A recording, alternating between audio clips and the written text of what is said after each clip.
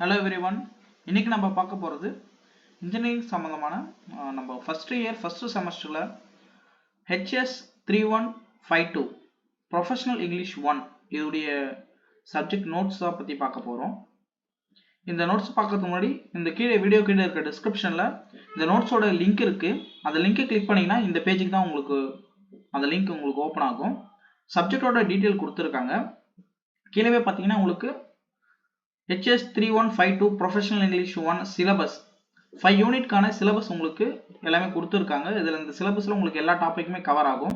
அதுக்கு கீழே பார்த்தீங்கன்னா உங்களுக்கு வந்து இம்பார்ட்டன்ட் கொஷின்ஸ், அதாவது பார்ட் ஏவில் என்னென்ன டாபிக் நீங்கள் வந்து படிக்கணும் அப்படின்றத வந்து உங்களுக்கு ஒரு 21 டாபிக் கொடுத்துருக்காங்க. இந்த டாப்பிக்லாம் நீங்கள் கவர் பண்ணீங்கனாலே உங்களுக்கு எல்லா கொஷினும் வந்து நீங்கள் கவர் பண்ணலாம்.